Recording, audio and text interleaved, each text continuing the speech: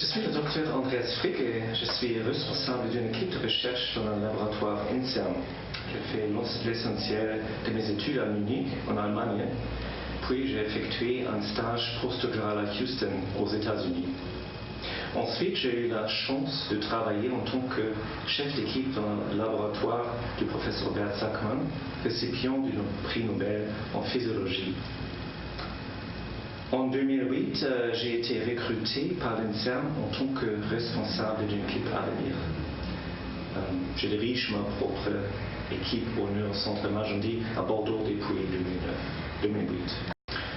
De manière générale, mon travail de recherche consiste à émettre de nouvelles hypothèses et élaborer des stratégies pour valider ou invalider ces hypothèses.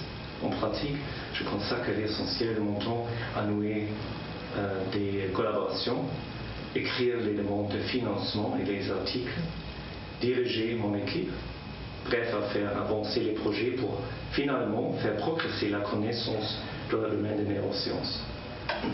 L'enseignement fait aussi partie de mon travail et j'encadre également plusieurs stagiaires.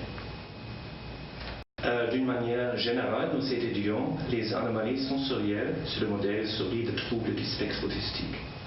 Ce que l'on a pu démontrer, c'est que l'hypersensibilité est associée avec une hyperexcitabilité du néocortex et nous avons également identifié une nouvelle cible thérapeutique.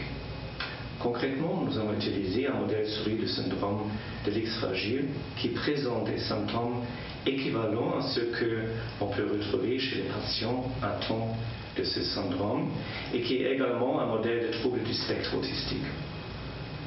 Donc, sur ce nourri, nous avons effectué un certain nombre d'expériences. Tout d'abord, nous avons montré que ces souris présentent des anomalies sensorielles et notamment une hyperexcitabilité tactile et auditive grâce à des tests comportementaux. Ensuite, nous avons étudié les mécanismes à l'origine de cette hypersensibilité et on a trouvé une anomalie dans le traitement des informations sensorielles par le neurone des néocortex, anomalies qui sont en partie causées par un canal unique qui présente un déficit d'activité. Donc, en ayant réparé une hypersensibilité et un mécanisme moléculaire, nous avons poursuivi notre étude en boostant l'activité de ce canal unique pour voir si on pouvait corriger l'hypersensibilité sur ce modèle souris. Nous avons pu traiter les souris avec un activateur de ce canal unique et effectuer des tests comportementaux et les souris modèles de syndrome de l'X fragile qui ont été traités avec cette molécule présentaient une sensibilité semblable aux souris contrôle. Au sein de notre équipe, nous sommes intéressés par plusieurs questions scientifiques, notamment sur la façon dont les neurones stockent et traitent l'information et comment ils communiquent entre eux. Nous sommes particulièrement intéressés par les régions spécifiques du cerveau, comme le néocortex et l'hippocampe, qui sont responsables de la mémoire, de la pensée, du langage, de la perception sensorielle ou encore de notre perception spatiale.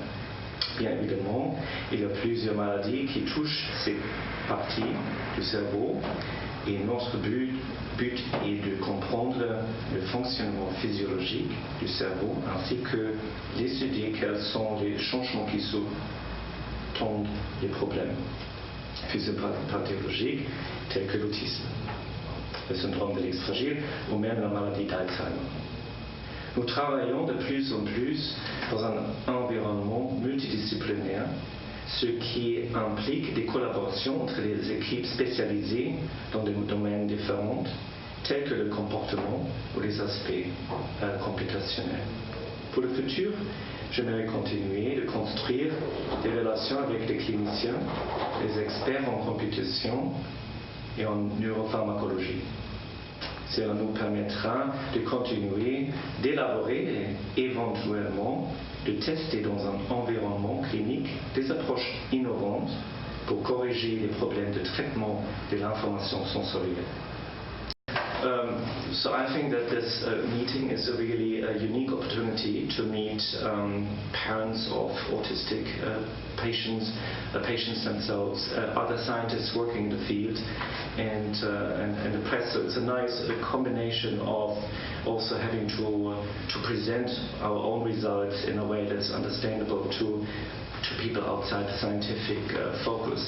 And I think it's very interesting to me. It's definitely very different from just pure scientific conference, and so it's really interesting. Okay, thank you very much. Okay, take care.